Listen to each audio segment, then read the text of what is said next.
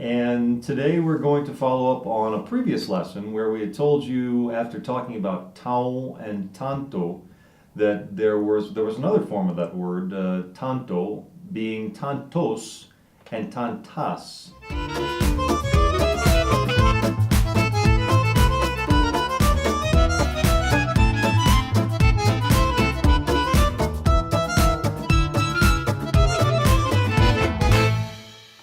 Hello, I'm Luciana. And I'm Mark.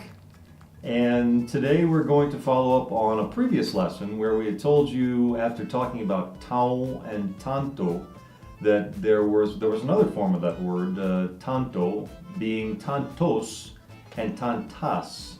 And I'm going to pitch it over to Luciana to tell you what those words mean. Yes, that's right. Last section we learned about tão, that means so, and tanto, that means so much. Today we'll learn the other variation, that is tanto, tantos, tanta, tantas.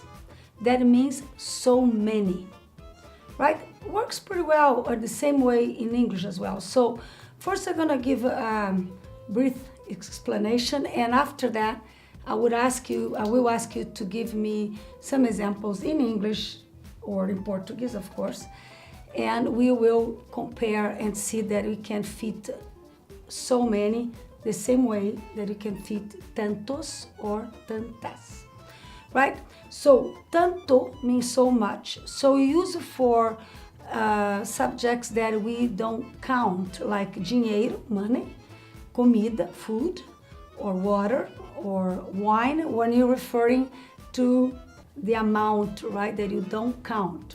So, eu ganho tanto dinheiro, that's a good one, huh? Eu ganho tanto dinheiro e por isto eu trabalho muito, right? So, I make so much money and this is why I work a lot. Would you like, Mark, to try?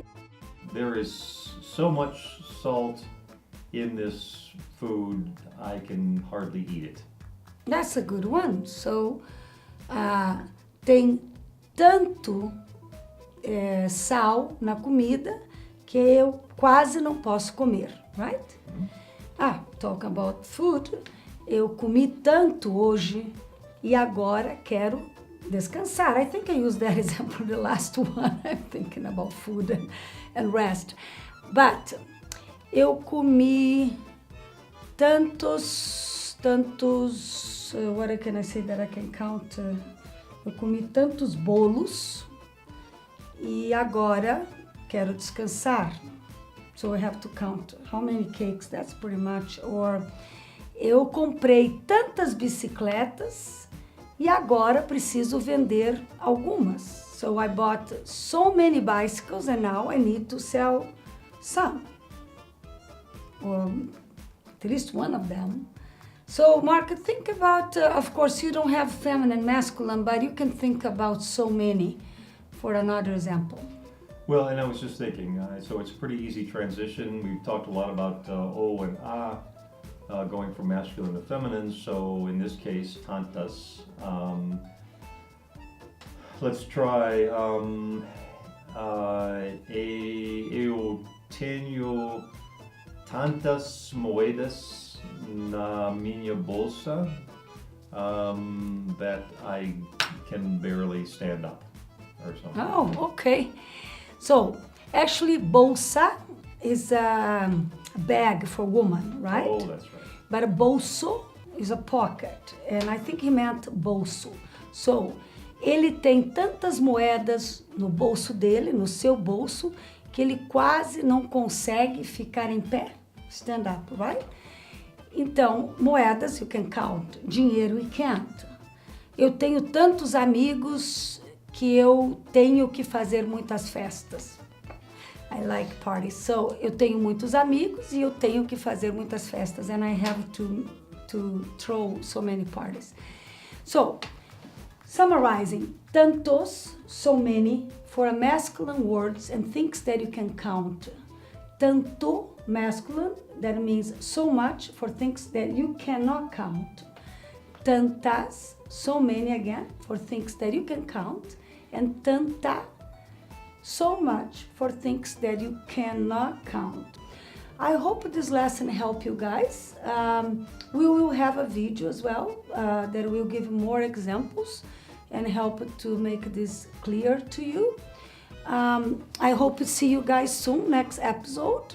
Mark will be here with us. They're gonna bring more questions, right, Mark? Right, and as always, if you can send us your questions and your comments on after you subscribe to the YouTube channel, that would be great.